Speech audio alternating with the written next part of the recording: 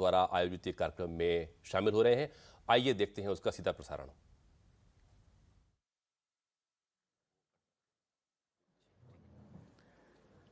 हमारे बीच में माननीय मुख्य अतिथि माननीय मुख्यमंत्री जी पधार चुके हैं। हम सब का परम सौभाग्य है कि हमारे मध्य योगा कर्मसु कौशलम के साक्षात स्वरूप माननीय मुख्यमंत्री जी पदार्पण कर चुके हैं। आज के इस कार्यक्रम में मैं उनका हार्दिक स्वागत करती हूँ, अभिनंदन करती हूँ, नमन करती हूँ। इस अवसर पर पधारे सभी गणमान्य अतिथियों का मैं हार्दिक स्वागत करती हूँ, अभिनंदन करती हूँ। हमारे बेसिक शिक्षा मंत्री जी हमारे बीच में हैं। आज के इस कार्यक्रम में मैं उनका हार्दिक स्वागत करती हूँ, अभिनंदन करती हूँ। स्वागत की सुमधुर बेला में मैं माननीय बेसिक शिक्षा मंत्री डॉक्टर सतीश चंद्र द्विवेदी जी से अनुरोध करती हूं कि आप माननीय मुख्यमंत्री जी का शब्द सुमनों से स्वागत करने की कृपा करें।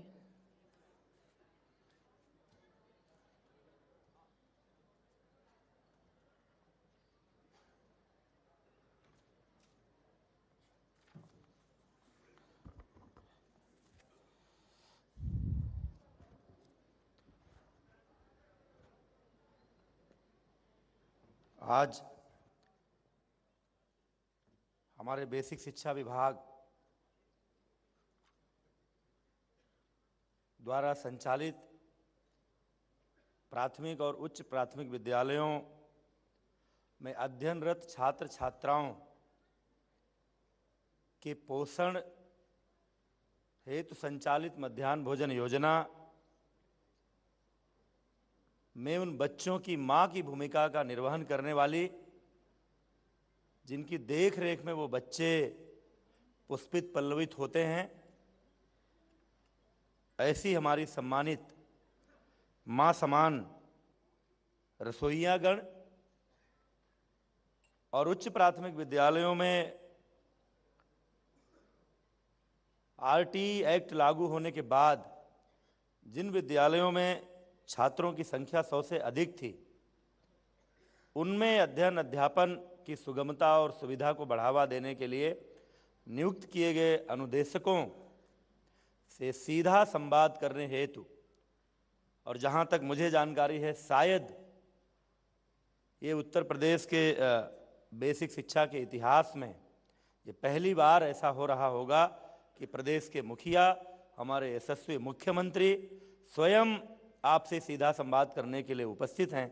इसलिए आज के अवसर पर आपकी इस कृपा के लिए अपने माननीय मुख्यमंत्री श्री योगी आदित्यनाथ जी का मैं अपने विभाग की ओर से हार्दिक स्वागत करता हूं, अभिनंदन करता हूं।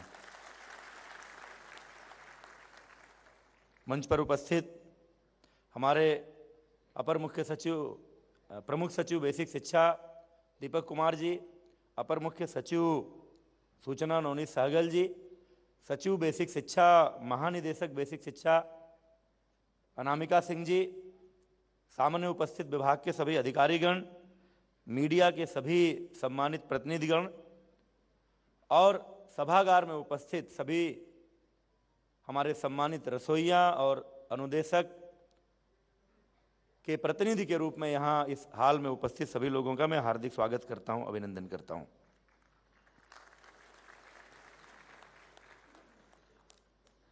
बड़ी संख्या में हमारे बीच इन दोनों संवर्गों के लोग हैं।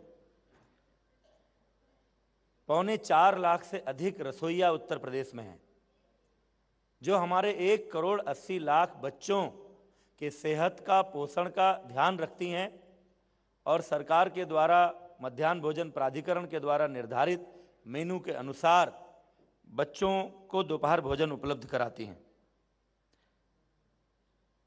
परिषदीय प्राथमिक और उच्च प्राथमिक विद्यालयों के अलावा राजकीय एवं सहायता प्राप्त प्राथमिक एवं उच्च प्राथमिक विद्यालयों में कक्षा 8 तक समाज कल्याण विभाग से अनुदानित प्राथमिक और उच्च प्राथमिक विद्यालय, अल्पसंख्यक कल्याण विभाग द्वारा अनुदानित विद्यालय एवं स्पेशल ट्रेनिंग सेंटर में पका पकाया गरम मध्याह्न भोजन तैयार किए जाने एवं वितरण किए जाने हेतु प्रदेश में तैनात 3,78,000 रसोइया, जिनको भारत सरकार के द्वारा 1,000 रुपये का मानदेय निर्धारित था। आप सबको ध्यान में है कि प्रदेश में योगी सरकार बनने के बाद से ही तुरंत ही हमारे संवेदनशील मुख्यमंत्री जी ने अपनी ओर से, उत्तर प्रदेश सरकार की ओर से 500 रुपये की मानदेय में वृद्धि की थी। वर्तमान समय में प्रतिमाह 1,500 रुपये का मानदेय मिलता है। लंबे समय से रसोइयों की विभिन्न मांगों को सरकार के समक्ष रखा जाता रहा है। माननीय मुख्यमंत्री जी के निर्देशानुसार मैंने विगत दिनों आप सबके प्रतिनिधिमंडल से वार्ता की। मैं आप सबका आभारी हूं कि आप सब ने बहुत ही सकारात्मक दृष्टिकोण से वार्ता की और आज हमारे प्रदेश के मुखिया से सीधा संवाद करने के लिए आप सब यहां उपस्थित हैं। इसी प्रकार 2013 में आरटी एक्ट के अनुपालन में प्रदेश में संचालित 13,769 ऐसे उच्च प्राथमिक विद्यालय जहां छात्र संख्या 100 से अधिक थी, वहां 3-3 अनुदेशकों की नियुक्ति की गई और इस प्रकार 27,546 अंशकालिक अनुदेशक कार्यरत हैं, जिन्हें समग्र शिक्षा के अंतर्गत भारत सरकार द्वारा निर्धारित मानदेय 7,000 रुपया प्रति माह की दर से भुगतान किया जा रहा है। समय समय पर माननीय मुख्यमंत्री जी ने उनकी चिर परिचित संवेदनशीलता के कारण आपको विभिन्न सुविधाएं दी हैं। महिला अनुदेशकों को 6 माह का मानदेय सहित मातृत्व अवकाश प्राप्त हुआ। जनपद के भीतर अनुदेशकों के स्थानांतरण की भी सुविधा दी गई और उनकी संविदा का बार बार जो नवीनीकरण होता था, नई प्रक्रिया शुरू होती थी, उसको भी समाप्त करके एक स्वतः संविदा के नवीनीकरण को भी स्वीकृत किया गया। आपने भी समय समय पर अपनी विभिन्न समस्याओं को सरकार से अवगत कराया, हमसे भी भेंट होती रहती थी, लेकिन अभी पिछले 15 दिसंबर को माननीय मुख्यमंत्री जी के निर्देशानुसार मेरी आपसे बहुत ही सकारात्मक वार्ता हुई और जिससे आपकी बहुत सारी छोटी छोटी जो जिन जटिलताओं के कारण आपको असुविधा होती थी, उसके समाधान की ओर हम बढ़ रहे हैं। मैं आभारी हूं माननीय मुख्यमंत्री जी का। आज हम जब यहां खड़े हैं इस सभागार में, तो योगी सरकार 1 का कार्यकाल पूर्णता की ओर है और जैसा प्रदेश की जनता का मूड है, योगी सरकार 2 का शुभारंभ चुनावों के बाद होने जा रहा है। आभार मैं इसलिए व्यक्त करना चाहता हूं, स्वागत मैं इसलिए करना चाहता हूं माननीय मुख्यमंत्री जी का कि उत्तर प्रदेश का बेसिक शिक्षा विभाग सौभाग्यशाली है, जो योगी सरकार और स्वयं माननीय मुख्यमंत्री जी की सर्वोच्च प्राथमिकता में रहा है। गोरक्ष पीठ के पीठाधीश्वर होने के कारण पीठ की परंपरा के अनुसार शिक्षा और स्वास्थ्य और जन सामान्य के, दलित के, पिछड़े के, वंचित के जीवन की शिक्षा और स्वास्थ्य पर विशेष ध्यान देने के कारण उत्तर प्रदेश का बेसिक शिक्षा विभाग भी उनके नेतृत्व में विशेष कृपा पात्र रहा। जहां एक तरफ ऑपरेशन कायाकल्प शुरू करके उन्होंने प्रदेश के लाखों विद्यालयों को रंग बिरंगा सुसज्जित और बच्चों के लिए मनोहारी दृश्य विद्यालयों में हो ऐसा बनाया, वहीं दूसरी तरफ गांव के गरीब मजदूर किसान के बच्चे भी गुणवत्तापूर्ण शिक्षा प्राप्त कर सकें, संसाधनों की कमी का प्रभाव उनके बच्चों के भविष्य पर ना पड़े, इसके लिए न केवल सैकड़ों अधिकारियों के रिक्त पदों पर भर्ती की गई बेसिक शिक्षा अधिकारी, वरिष्ठ प्रवक्ता, डायट, खंड शिक्षा अधिकारी, बल्कि 1,20,000 से अधिक शिक्षकों की नियुक्ति करके उत्तर प्रदेश की योगी सरकार ने एक इतिहास रचा है। प्रदेश की योगी सरकार ने अपने मिशन रोजगार के अंतर्गत इन 4.5 वर्षों में जिन 5 लाख नौजवानों को प्रत्यक्ष रूप से सरकारी नौकरी दी है, उसमें एक बहुत महत्वपूर्ण अंश बेसिक शिक्षा विभाग का रहा है। चाहे हमारे विद्यालयों की अवस्थापना सुविधाओं को लेकर हो, चाहे अकादमिक सुविधाओं को लेकर हो, चाहे कार्यरत शिक्षकों, रसोइया, अनुदेशकों की समस्याओं के समाधान को लेकर हो, सबको लेकर माननीय मुख्यमंत्री जी की जो सदा सहता रही है। और अभी अभी कुछ दिन पहले जो निर्णय हुआ है, मैं गांव में जाता हूं, लोग उसके लिए माननीय मुख्यमंत्री जी को आभार प्रकट करते हैं कि छात्रों को जो सुविधाएं दी जा रही थीं, 2 जोड़ी रंगीन यूनिफॉर्म, स्वेटर, जूते, मोजे, बैग, किताबें, पुस्तक को छोड़कर बाकी सब सुविधाओं के लिए जो डीबीटी अंतरण के माध्यम से सीधे अभिभावक के खाते में पैसा भेजने का महत्वाकांक्षी निर्णय प्रदेश सरकार ने लिया है, उससे अभिभावकों को यह लग रहा है कि यह सरकार सचमुच भ्रष्टाचार मुक्त और पारदर्शी सरकार देने की अपनी संकल्पना पर आगे बढ़ रही है और उनके बच्चों की सुविधाओं को उपलब्ध कराने में अभिभावकों को शामिल करने का जो निर्णय माननीय मुख्यमंत्री जी ने लिया है, उसके लिए भी मैं हार्दिक स्वागत करता हूं। और एक बात कह के मैं अपनी बात समाप्त करूंगा। आज दिन भर बहुत सारे कार्यक्रम माननीय मुख्यमंत्री जी के लगे हैं। मैं छात्र जीवन से आपके सानिध्य में रहा हूं। हम जब भी गोरखनाथ मंदिर गए या जब कभी आपने बुलाया, महाराज जी, हम प्रसाद लेकर ही वहां से लौटे। आपका आशीर्वाद और प्रसाद, ये दो चीजें हमेशा मिलती थीं। आज मैं सामने बैठे हुए सभी लोगों को और आपके माध्यम से प्रदेश के सभी जनपदों में जुड़े हुए सीधे प्रसारण के कार्यक्रम में सभी माननीय जनप्रतिनिधियों और अधिकारीगण, सभी रसोइया, सभी अनुदेशकों को ये बताना चाहता हूं कि आज का यह संवाद स्वयं माननीय मुख्यमंत्री जी की इच्छा से हो रहा है और उन्होंने जब आपको बुलाया है तो उस परंपरा का निर्वहन करते हुए आज भी उनका आशीर्वाद और उनका प्रसाद जरूर हमारे रसोइयों और अनुदेशकों को मिलेगा। आप सब यहाँ से कोई ना कोई उपहार लेकर जाएंगे, ये प्रार्थना करते हुए और आपके इन सद प्रयासों और आपकी हमेशा से हमारे विभाग के प्रति स्नेह, संवेदना और आपकी कृपा पूर्ण योजनाओं के लिए, कार्यक्रमों के लिए मैं एक बार फिर से आपका हार्दिक स्वागत करते हुए, अभिनंदन करते हुए अपनी बात समाप्त करना चाहता हूं। धन्यवाद।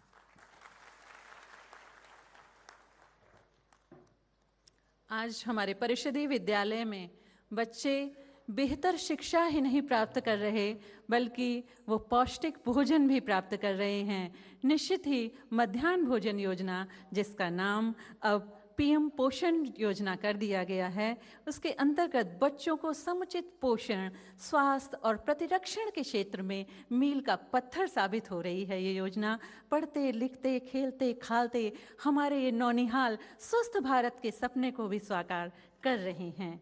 अब इस योजना से संबंधित एक वीडियो फिल्म आप सभी के समक्ष प्रस्तुत की जाएगी।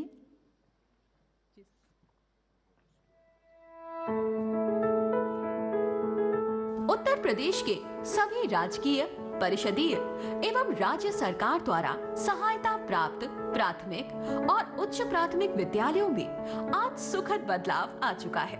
अब विद्यालयों में बच्चे अपने उज्जवल भविष्य के लिए अनुकूल माहौल में बेहतर शिक्षा ही नहीं प्राप्त कर रहे, बल्कि उनके संपूर्ण शारीरिक और मानसिक विकास के लिए विद्यालयों में मध्याह्न भोजन योजना के माध्यम से गुणवत्तापूर्ण पौष्टिक भोजन की व्यवस्था भी सुनिश्चित की जा रही है। उत्तर प्रदेश सरकार द्वारा सितंबर 2004 से मध्याह्न भोजन योजना का संचालन किया जा रहा है, जिसमें परिषदीय विद्यालयों में पढ़ने वाले कक्षा 1 से 8 तक के सभी छात्रों को गर्म पका पकाया भोजन उपलब्ध कराया जा रहा है, जिसके अंतर्गत प्राथमिक विद्यालयों के प्रति छात्र कन्वर्जन कॉस्ट 4.97 पैसे, खाद्यान्न 100 ग्राम, 450 कैलोरी ऊर्जा एवं उच्च प्राथमिक विद्यालयों में प्रति छात्र कन्वर्जन कॉस्ट 7.45 पैसे, खाद्यान्न 150 ग्राम, 700 कैलोरी ऊर्जा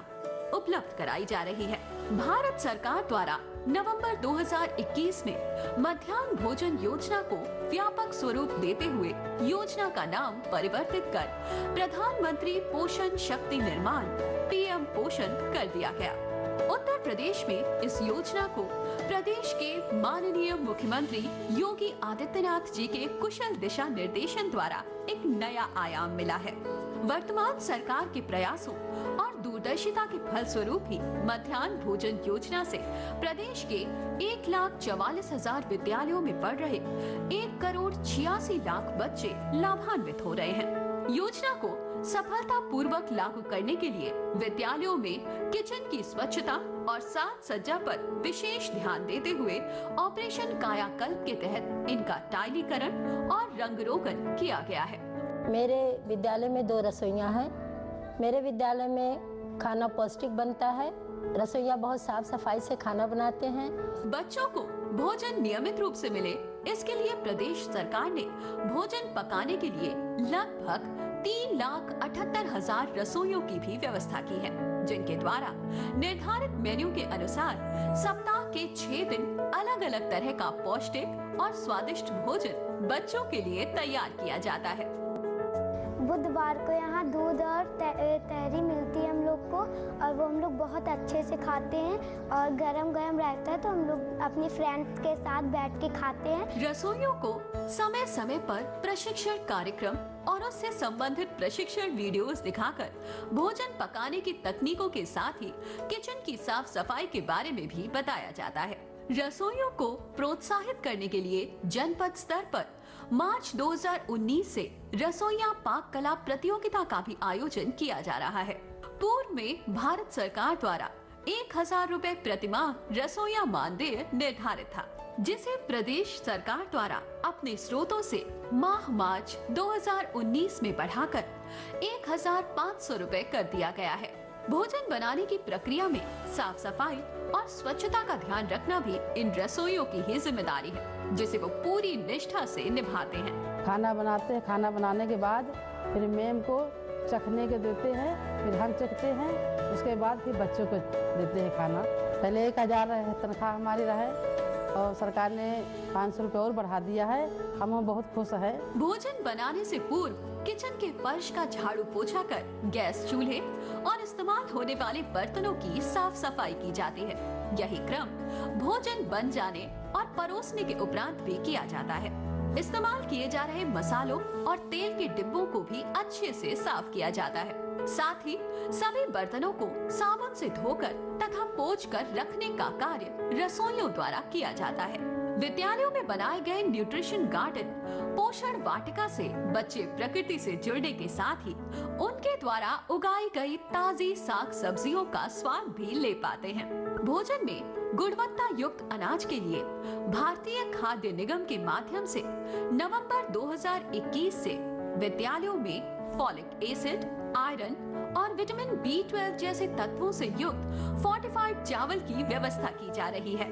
मध्याह्न भोजन के अंतर्गत बच्चों के लिए दूध और ताजे मौसमी फलों का वितरण भी आरंभ किया गया है।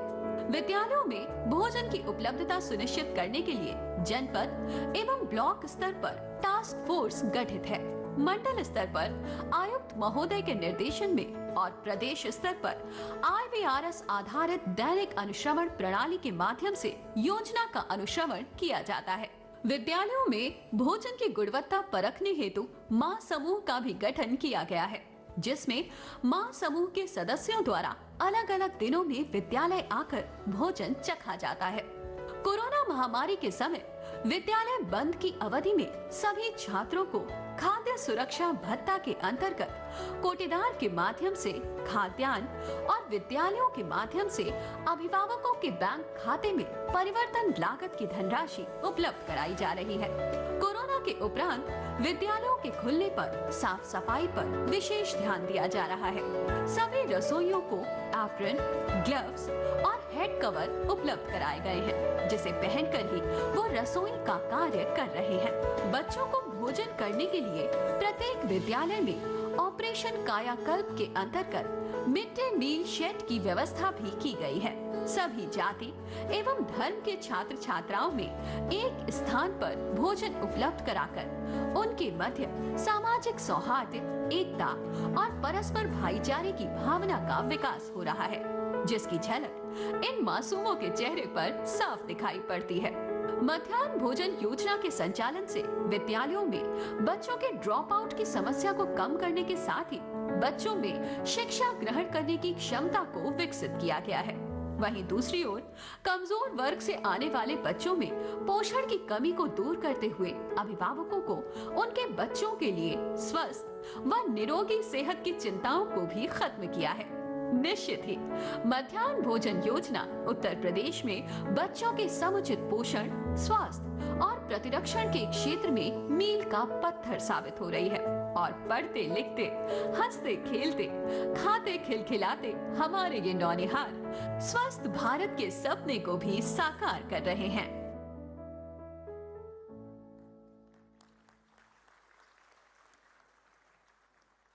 अब उनके लिए सुअवसर है जिनकी वजह से हमारे नौनिहाल पौष्टिक भोजन प्राप्त कर रहे हैं और अपने स्वास्थ्य को अच्छा कर रहे हैं। रसोइयों के लिए आज ये शुभ अवसर है कि वो माननीय जी से संवाद स्थापित कर सकेंगे। तो आप रसोइयों को मैं आमंत्रित करती हूँ, जो भी आपसे संवाद स्थापित करना चाहते हैं कृपया उन तक माइक पहुँचाने की कृपा करें। जो रसोइया संवाद स्थापित करना चाहते हैं कृपया उन तक माइक पहुँचाने की कृपा करें। आज उनके लिए गर्व का विषय है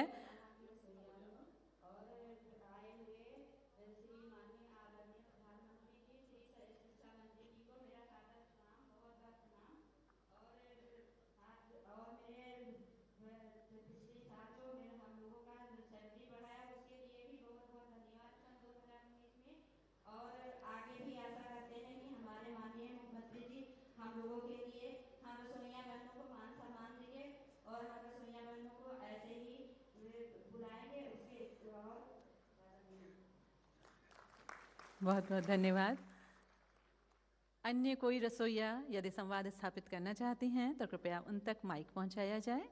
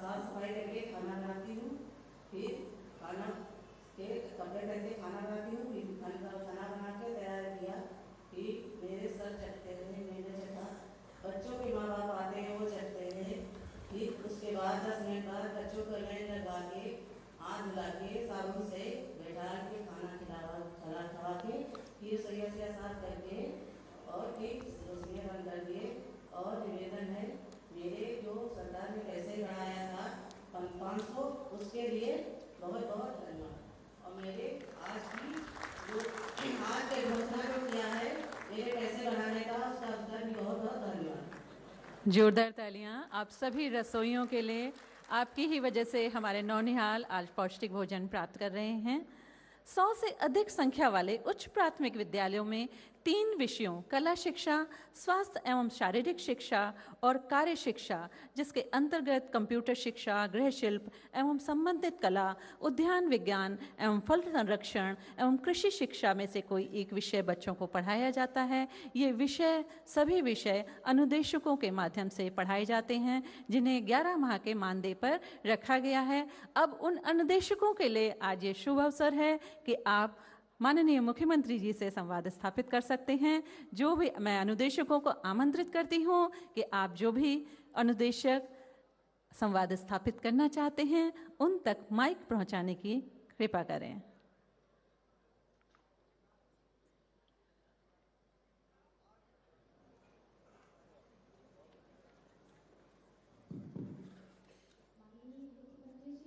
माननीय शिक्षा मंत्री जी एवं मंच पर उपस्थित सभी महानुभावों को मेरा सादर प्रणाम। मेरा नाम मीनू गुप्ता है। मैं मलियाबाद ब्लॉक से कला शिक्षा की अनुदेशक हूँ।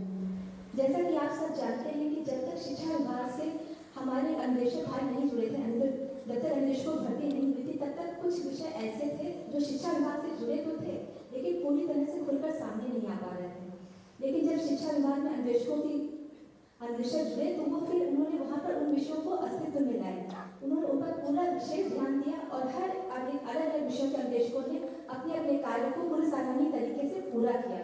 अगर हम खेलो इंडिया की बात करते हैं तो कहीं ना कहीं हमें शारीरिक शिक्षा के अनुदेशकों की बहुत अच्छा सा काम वहाँ दिखाई देता है। उन्होंने बच्चों को प्रोत्साहन किया और खेल की तरफ उनकी रुचियों को विशेष ध्यान रखते हुए उन्हें आगे बढ़ाया। अगर हम डिजिटल इंडिया की बात करते हैं तो कहीं ना कहीं विद्यालय स्तर पर कंप्यूटर के अनुदेशकों की अहम भूमिका वहाँ दिखाई देती है। फिर चाहे फल संरक्षण के निदेशक हों या फिर कला के निदेशक हों, सभी ने अपने ज्ञान को, अपने अनुभव को बच्चों तक प्रेषित किया ताकि बच्चे दैनिक जीवन में उनका उपयोग करें और बच्चे कर रहे हैं। और इस तरह से हम सभी निदेशकों ने अपने कार्य को पूरी ईमानदारी से, पूरी निष्ठा से किया है और करते रहेंगे। अंत में माननीय मुख्यमंत्री जी से मेरा विनम्र निवेदन है कि एक 7,000 के अल्प मानदेय में हम अपना खर्चा तो वहन कर सकते हैं, लेकिन अपने परिवार का खर्चा वहन नहीं कर सकते।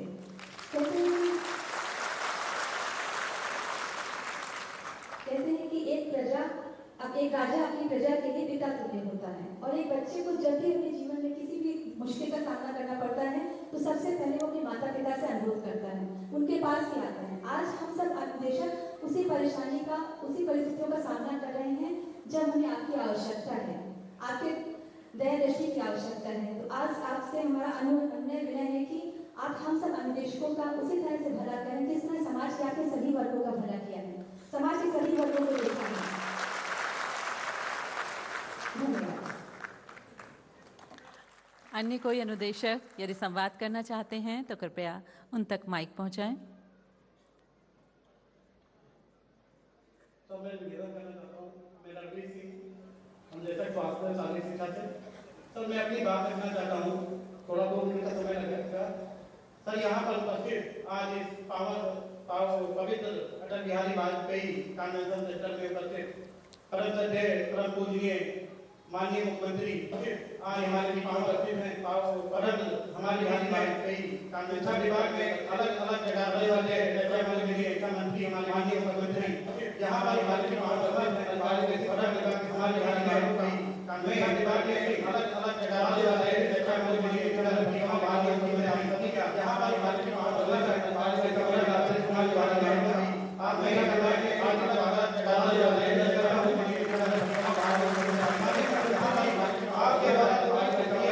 शिक्षा विभाग में वो वाकई सराहनीय रहे हैं। जो भी आपके द्वारा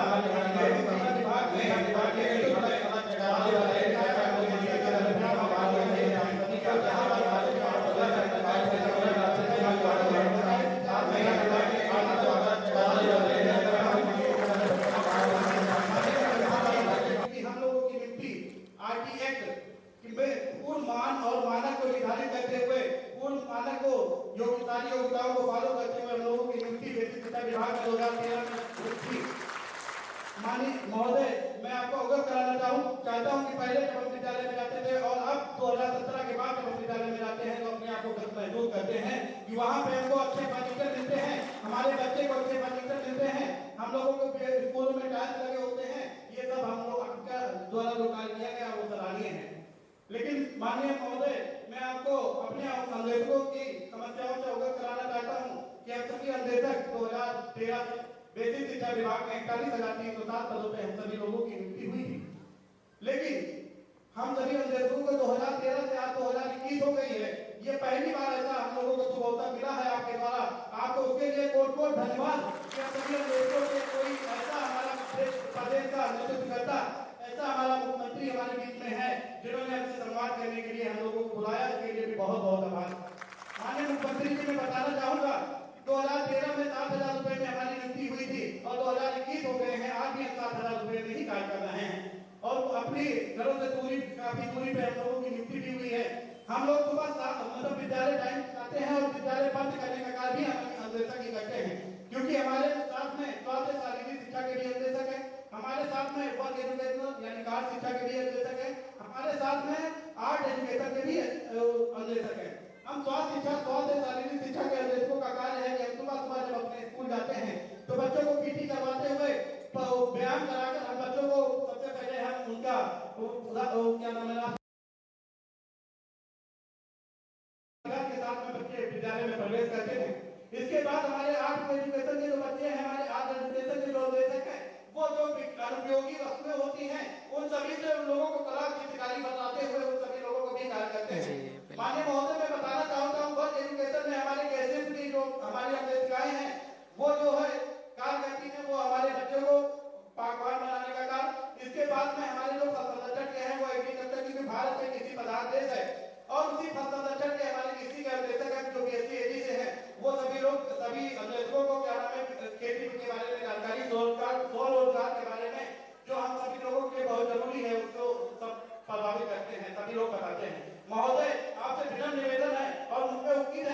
आप ही के द्वारा हो सकता है। हम अन्वेषकों का भविष्य संभालने का काम आप ही के द्वारा किया जा सकता है।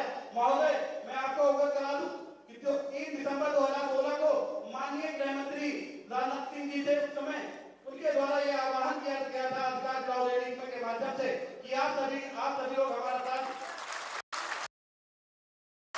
आप सभी लोग क्या नाम है सरकार में लाइए। महोदय, मैं इसके साथ में इसी के साथ में मैं एक बात भी कहता हूं कि आप हम लोगों के भविष्य को उज्जवल बनाइए। एक बात का समर्थन देता है आपके पूर्व सत्ता से रखे सरकार बनाने के बाद फिर से पुनः आपको मुख्यमंत्री बनाने का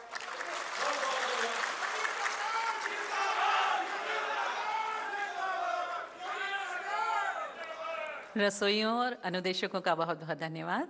सब सोच रहे हैं बादल की उड़ानों तक, सब सोच रहे हैं बादल की उड़ानों तक, अपनी तो निगाहें हैं सूरज के ठिकानों तक, अपनी तो निगाहें हैं सूरज के ठिकानों तक। जी हाँ, बात हो रही है 4.5 वर्ष की बेसिक शिक्षा की उपलब्धियों की। प्रदेश सरकार के 4.5 वर्षों के निरंतर प्रयास के फलस्वरूप आज बेसिक शिक्षा नए आयाम ग्रहण कर चुकी है एवं सफलता की नवीन ऊंचाइयों को स्पर्श कर रही है। बेसिक शिक्षा विभाग द्वारा प्रारंभिक शिक्षा के विभिन्न पहलुओं पर विशेष ध्यान दिया गया है, जिसके फलस्वरूप उत्तर प्रदेश की प्राथमिक शिक्षा की दृष्टि से अन्य राज्यों के लिए आज आदर्श बन गया है। मैं माननीय मुख्यमंत्री जी से सादर अनुरोध करती हूं कि आप बेसिक शिक्षा विभाग की उपलब्धियों से संबंधित पत्रिका का विमोचन करने का कष्ट करें।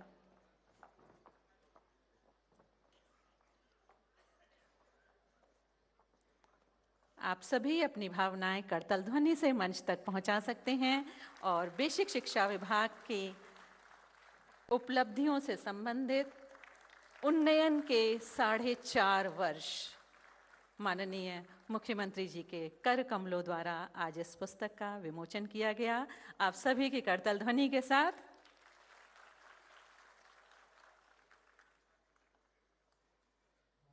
पत्रिका के माध्यम से उपलब्धियां उद्भाषित हो उठी हैं। माननीय मुख्यमंत्री जी का बहुत बहुत आभार। माननीय मुख्यमंत्री जी का कर्म कौशल और ऊर्जावान व्यक्तित्व सदैव हमारे लिए प्रेरणादायी रहा है। मैं माननीय मुख्यमंत्री जी से सादर निवेदन करती हूं कि आप अपने जीवन मूल्यों और अनुभवों से हम सब का पथ प्रशस्त करने की कृपा करें और अपने आशीर्वचन से हम सबको उपकृत करने की कृपा करें।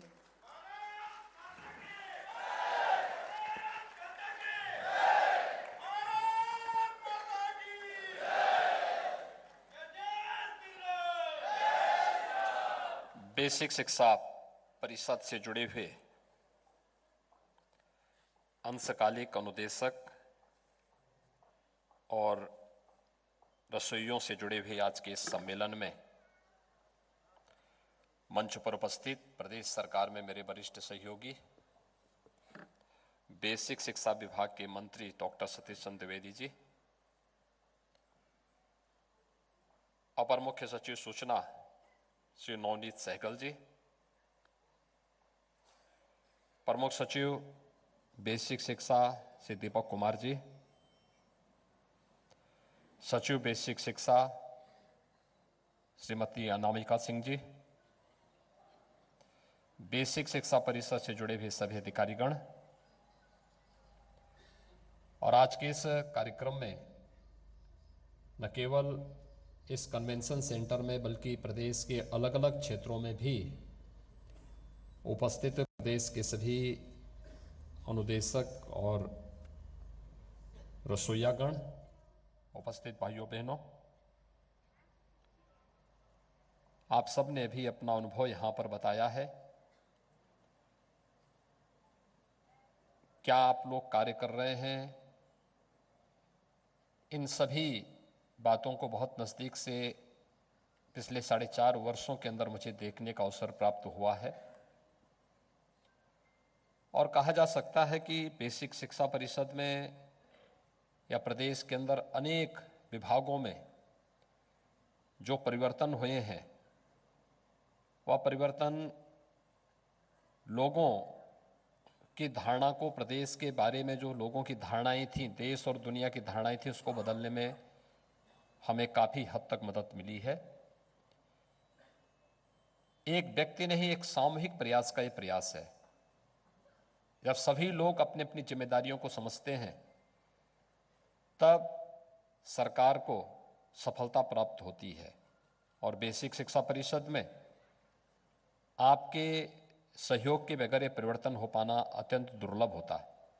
आज आप यहाँ पर आए हैं, बहुत सारे लोगों को हम यहाँ पर बुला नहीं पाए, वे लोग अपने अपने जनपदों में उपस्थित होंगे। मैं उन सब का हृदय से अभिनंदन करता हूं।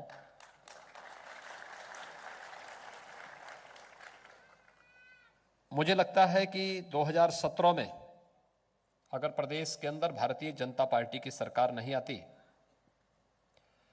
तो बहुत सारे स्कूल बंद हो गए होते, और स्कूल अगर बंद हो गए होते तो मुझे लगता है कि स्कूल के बंद होने के साथ आप में से बहुत सारे लोगों की सेवाएं स्वतः ही समाप्त हो गई होती। याद करिए, जब मैं प्रदेश के अंदर अलग अलग स्कूलों में गया था तो तेजी के साथ छात्रों की संख्या घट रही थी। तब हमने 2017 के जुलाई में स्कूल चलो का एक विशेष अभियान प्रारंभ किया था, और स्कूल चलो अभियान के माध्यम से हम लोगों ने प्रदेश के बच्चों को स्कूल में आने के लिए अधिक से अधिक संख्या में उनका नामांकन कराने, स्कूल में उन्हें लाने, और आप सबसे मैंने इस बारे में उस समय अपील की थी कि हमारे जितने भी शिक्षक हैं, अनुदेशक हैं, अन्य जितने भी बेसिक शिक्षा विभाग से जुड़े हुए लोग हैं, वे सभी लोग एक प्रयास करें कि वे घर घर जाकर के एक एक परिवार से संपर्क करें, संवाद करें। परिणाम सार्थक रहा। पिछले 20-22 महीनों की बात छोड़ दें तो प्रदेश के अंदर इन 4.5 वर्षों के दौरान 54 लाख बच्चे बेसिक शिक्षा परिषद से जुड़े हुए स्कूलों में बढ़े हैं। और अगर आप सोच सकते हैं कि ये संख्या जिस तेजी के साथ 2017 के पहले घट रही थी, अगर ये सिलसिला इसी प्रकार से जारी रहा, मुझे याद है मेरा एक शिक्षक बहुत पुराना परिचित था, वो मुझसे मिलने के लिए आया। तो मैंने उससे पूछा, मैंने कहा कैसे आना हुआ? उसने कहा कि मैं इसलिए आपसे मिलने के लिए आया हूं कि हमारे स्कूल में केवल 3 बच्चे बचे हैं, और अगले वर्ष उनमें से एक बच्चा 5वीं पास करके चला जाएगा, 2 बच्चे बच जाएंगे, वे भी पता नहीं भेजते हैं कि नहीं भेजते हैं, इसलिए मेरा कहीं दूसरी जगह ट्रांसफर हो जाता। तो मैंने कहा भाई, जब आपके कारण वो संख्या घटते घटते 3 तक पहुंच गई है, तो फिर आगे आप अपने आगे की यात्रा क्यों तैयारी करना चाहते हैं? फिर आप भी तो उसी प्रकार की तैयारी करिए। आप जाइए, अपनी पूरी टीम को लेकर के गांव में घर घर जाइए, अच्छा माहौल बनाइए, और स्कूल में इस लायक माहौल बनाइए कि जिससे स्कूल को हम आगे बढ़ा सकें, लोगों के विश्वास का प्रतीक बन सके। और उसने सचमुच मेहनत किया। उसने पहले वर्ष मेहनत किया तो 3 से बढ़कर के वो संख्या 45 हुई, और 45 से बढ़कर के वर्तमान में 350 बच्चे उस स्कूल में पढ़ रहे हैं। टीम वर्क का परिणाम क्या होता है, ये यहां पर देखने को मिला। और मैं आज आप सबसे ही कहना चाहता हूं, 54 लाख बच्चे उत्तर प्रदेश के बेसिक शिक्षा परिषद के स्कूलों में वैसे ही नहीं बढ़े हैं। उसके पीछे वहां पर कार्यरत शिक्षकों, अनुदेशकों और अच्छा और गर्म भोजन खिलाने वाले रसोइयों का भी योगदान है। जब सब लोगों ने सहयोग किया तो फिर ये चीजें आगे बढ़ती हुई दिखाई दी। हम लोगों ने ऑपरेशन कायाकल्प प्रारंभ किया। ऑपरेशन कायाकल्प का मतलब सरकार के द्वारा नहीं, जन सहभागिता से हम बेसिक शिक्षा परिषद के स्कूलों के कायाकल्प को करेंगे। आखिर उस स्कूल से कोई पढ़ा होगा, कुछ तो होगा, कोई सांसद होगा, कोई मंत्री होगा, कोई विधायक होगा, कोई अधिकारी होगा, कोई शिक्षक होगा, कोई ग्राम प्रधान होगा, कोई क्षेत्र पंचायत समिति का सदस्य होगा, कोई जिला पंचायत का सदस्य होगा। ये जितने भी लोग आए हैं आखिर किसी स्कूल से तो आए होंगे।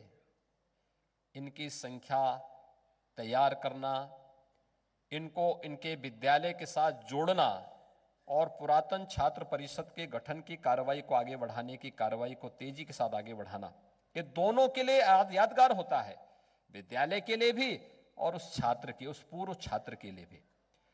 इसके माध्यम से पहला प्रयास हमने किया। फिर बेसिक शिक्षा परिषद से कहा गया कि हर एक शिक्षक इस बात को नोट करेगा कि हर एक बेसिक शिक्षा परिषद का अधिकारी एक एक विद्यालय गोद लेगा।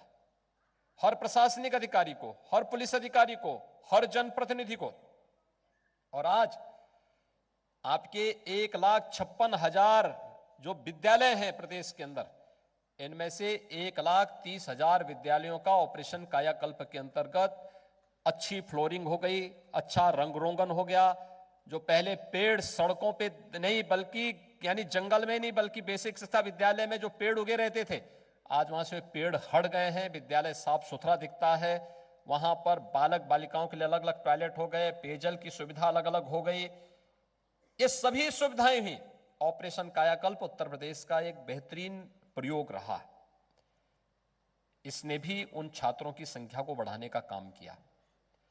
तीसरा, हर बच्चे को, मुझे याद है 2017 में जब मैं प्रदेश के अंदर अलग अलग जनपदों के दौरे पे गया था, 75% बालिकाएं और लगभग 40% बालक ऐसे थे जो नंगे पैर स्कूल जाते थे।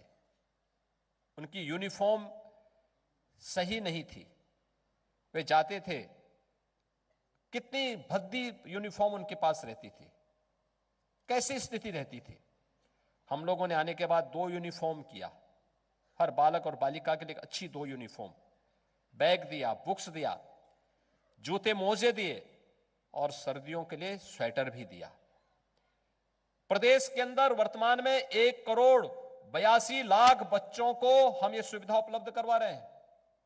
और अब तो इस वर्ष से पिछले 2 वर्ष के अंदर हम लोग जब देख रहे थे कोरोना महामारी है, तो कोरोना महामारी में जब देखा गया कि समस्या हो रही है, तो हम लोगों ने 1100 रुपये का इस पूरा पैकेज पड़ता था, 1100 रुपये सीधे अभिभावक के खाते में देने की कार्रवाई को आगे बढ़ाया।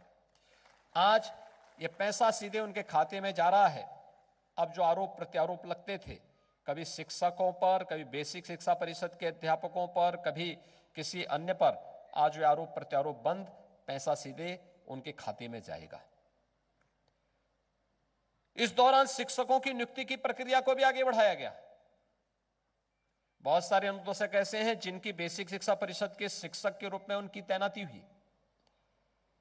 बहुत सारे लोग ऐसे थे, रसोईया ऐसे थे, जिनको जबरन ग्राम प्रधान या किसी अन्य के द्वारा निकाला जाता था, उस पर रोक लगाई गई, उनको एक सुरक्षा कवच दिया गया।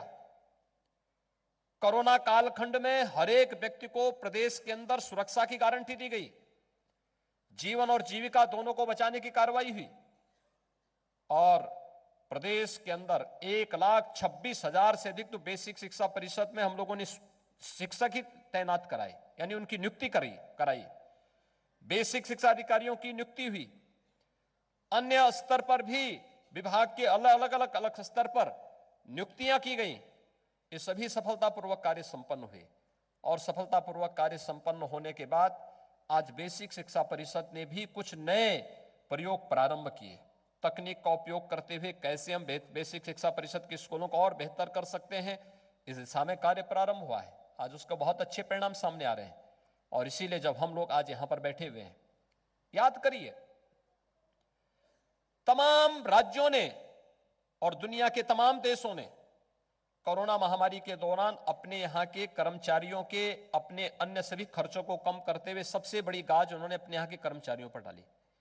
तमाम राज्यों के नाम आपके पास होंगे, जिन राज्यों ने अपने यहां कर्मचारियों के मानदेय और वेतन में भारी कटौती की, 30% तक कटौती की है। उत्तर प्रदेश ने किसी भी कर्मचारी के मानदेय वेतन में कोई कटौती नहीं की। उत्तर प्रदेश पहला राज्य है, सबसे बड़ा राज्य है। याद रखना, 16 लाख सरकारी कर्मचारी हैं हमारे पास, लेकिन किसी की कटौती नहीं की। हमने व्यवस्था को अनवरत उसी रूप से आगे बढ़ाया। हमने फिजूल खर्ची को पहले वर्ष में रोका। लीकेजेज जितने थे इन सबको मजबूती के साथ रोका, और जहां कहीं भी ये गुंजाइश होती थी कि यहां पर भ्रष्टाचार की बू आ रही है, सख्ती से उससे निपटने का कार्य किया। उसका परिणाम रहा कि प्रदेश ने free test, free vaccine, free में उपचार, फ्री में अन्न की योजना का लाभ प्रदेश के अंदर प्रत्येक नागरिक को देने का प्रयास किया। और खासतौर पर अन्न योजना का लाभ तो प्रदेश के अंदर 15 करोड़ लोग ले रहे हैं। फ्री में वैक्सीन देने की कार्रवाई को भी आगे बढ़ाया। और आज इसीलिए जब यहां पर इस संवाद का अवसर प्राप्त हुआ है, मेरे सामने बेसिक शिक्षा परिषद ने इन चीजों को यहां पर बताया है। कुछ चीजें जो यहां पर इन लोगों का कहना था, खासतौर पर अनुदेशकों के बारे में और दूसरा रसोइयों के बारे में। अनुदेशकों की संख्या प्रदेश के अंदर वर्तमान में 27,546 है, और ये सभी अपने अपने विद्यालयों में इन लोगों को जहां पर तैनाती दी गई, उस तैनाती के अंतर्गत ये लोग अपनी सेवाएं वहां पर प्रदान कर रहे हैं। रसोईया पूरे प्रदेश के अंदर 3,78,000 की संख्या में विद्यालयों में बच्चों को मध्याह्न भोजन उपलब्ध कराने में अपना योगदान दे रहे हैं। और वहां पर लेकिन तकलीफें दोनों की थी। एक तरफ अनुदेशक अपनी बात को लेकर के कहते थे, एक तरफ रसोईया अपनी बात को लेकर अपनी बात कहते हैं, दूसरी तरफ सरकार की अपनी मजबूरियां भी होती हैं। और कोरोना जैसी महामारी के दौरान जब पूरी व्यवस्थाएं अस्त व्यस्त हो जाएं, उन स्थितियों में तो और भी संकट खड़ा हो जाता है। लेकिन इन सब की परवाह किए बगैर सरकार ने कोरोना प्रबंधन के अपने कार्य को तो सफलतापूर्वक आगे बढ़ाया ही, लेकिन साथ साथ प्रदेश के अंदर सभी व्यवस्थाओं को आगे बढ़ाने का कार्य भी किया गया है। और आज इस अवसर पर जब रसोइयों से जुड़े हुए इस कार्यक्रम को और अनुदेशकों से जुड़े हुए इस कार्यक्रम के साथ हम जुड़ रहे हैं, मैं आज के इस अवसर पर आप सबसे इसी बात को कहना चाहता हूं। जो मांग यहां पर की गई थी, रसोइयों के मानदेय को 1,000 से 1,500 रुपए करने का कार्य भी हमारी सरकार ने 2019 में किया, 18 में किया, और 19 से इसको लागू भी कर दिया गया। और आज इनकी कुछ और मांग है, इसके मानदेय के साथ साथ कुछ और मांग है। तो इसलिए आज के इस अवसर पर हम लोग कुछ कार्य यहां पर करना चाहते हैं। खास तौर पर एक तो आंगनबाड़ी की तर्ज पर इन लोगों ने ड्रेस की मांग की है, और मैं आज कहना चाहता हूं कि इनको रसोइया जितने भी हैं उनको वर्ष में 2 साड़ी बेसिक शिक्षा परिषद की तरफ से इनको उपलब्ध करवाएंगे। एप्रन और हेड कैप का पैसा सीधे रसोइयों के खाते में देने की व्यवस्था परिषद करेगा। रसोइयों से हर एक रसोइया का खाता खुलवाएंगे। हर एक रसोइये को प्रयास होना चाहिए कि हर एक रसोइया को हम लोग 5 लाख रुपए की स्वास्थ्य बीमा के कवर के साथ भी जोड़ें, जिससे उनको यह सुविधा उपलब्ध हो सके। और उसमें मुख्यमंत्री जन आरोग्य योजना या फिर प्रधानमंत्री आयुष्मान भारत की योजना के साथ जोड़ने की इस कार्रवाई के साथ इनका रजिस्ट्रेशन होना चाहिए, वहां इनका लाभ मिलना चाहिए। नवीनीकरण के समय स्कूल में पाल्य के पढ़ने की बाध्यता के बारे में अक्सर होता था, और दूसरा मनमानापन निकालने की व्यवस्था। गंभीर शिकायत है तो वहां पर एक टीम बना करके उसकी जांच होनी चाहिए, जांच के बाद आप अनुशासनात्मक कार्रवाई करें, लेकिन मनमानेपन तरीके से नहीं होना चाहिए, अन्यायपूर्ण तरीके से नहीं होना चाहिए। और इसलिए इसके बारे में विभाग एक बार व्यवस्था कर लें कि विद्यालय में इन चीजों की बाध्यता, भाई कोई गरीब महिला किसी विद्यालय में अगर रसोई बनाने का काम कर रही है, उसकी मजबूरी है, उसके घर की व्यवस्था उसी से संचालित भी होती है, इसलिए मनमानापन हटाने की व्यवस्था बंद होनी चाहिए। पाल्य की बाध्यता की व्यवस्था के बारे में भी विचार करते हुए किया जाना चाहिए कि यह व्यवस्था न हो। अगर कोई अच्छा कार्य कर रहा है तो वह बच्चों के साथ उसका एक आत्मीय संवाद होता है, तो उस आत्मीय संवाद को बनाए रखने के लिए उसकी सेवा को हम लोग आगे बढ़ाने की कार्रवाई करें। इन 2 प्रकार की बाध्यताओं को समाप्त करें और प्रतिमाह 500 रुपए अतिरिक्त मानदेय इनको बढ़ाने की कार्रवाई आज यहां पर की जा रही है। मैं इस अवसर पर सभी रसोइयों को इस सुविधा के लिए हृदय से बधाई देता हूं, आप सबको अपनी शुभकामनाएं देता हूं। यहां पर हमारे पास अंशकालिक अनुदेशक हैं। अनुदेशकों को अब तक हम लोग 7,000 रुपये प्रति माह यहां पर देते रहे हैं। आप सब जानते हैं कि जब आपकी तैनाती की कार्रवाई हुई थी 2009 में और उसके आरटीई के अंतर्गत जब ये कार्रवाई आगे बढ़ी थी, 2013 के बाद से कार्रवाई निरंतर आगे बढ़ती गई, लेकिन बाद में आरटीई के अंतर्गत पहले भारत सरकार ने ही इस पर प्रदेश सरकार के साथ कहा था कि इन चीजों को हम आगे बढ़ाएंगे। वह व्यवस्था वहां पर एक प्रकार से खंडित सी हो गई। राज्य सरकार को सारी व्यवस्था का भार स्वयं उठाना पड़ रहा है और उन स्थितियों में भी राज्य सरकार किसी भी अनुदेशक की सेवाएं समाप्त नहीं किया, बल्कि उनकी सेवाओं को यहां पर प्रदेश के अंदर बनाए रखते हुए अभी भी उन लोगों को, यानी हमारे पास लगभग 1.25 लाख नए शिक्षकों की तैनाती होने के बाद भी उनकी सेवाओं को आगे निरंतरता बनाए रखने की कार्रवाई सरकार कर रही है। और हमारी मंशा भी है कि हम उनकी सेवाओं को लेकर के एक सुविचारित मत लेकर के हम आगे बढ़ें, जिससे उनकी सेवाओं में किसी भी प्रकार का कोई अंतर ना आने पाए।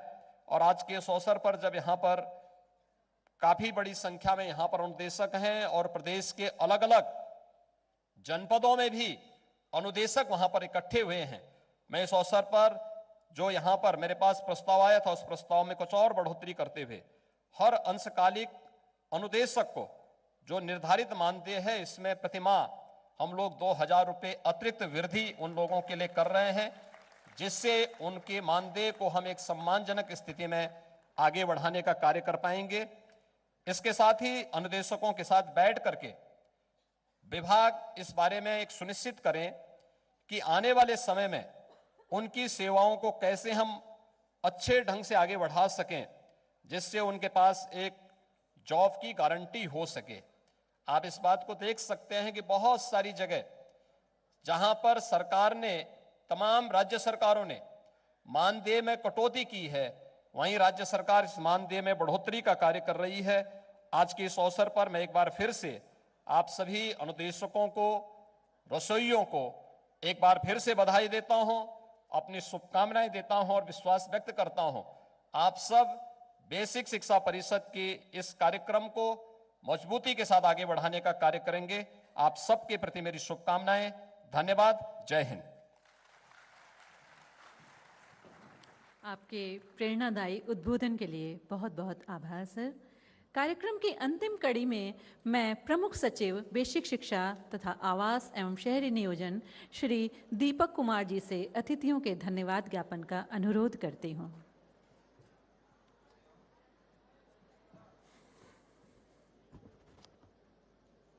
परम श्रद्धेय यशस्वी मुख्यमंत्री जी की शिक्षा, विशेषकर प्राथमिक शिक्षा के प्रति लगाव, चिंता, सकारात्मक सोच, बच्चों के स्वास्थ्य एवं चरित्र निर्माण के प्रति सतत चिंतन मनन से हम सभी भली भांति अवगत हैं।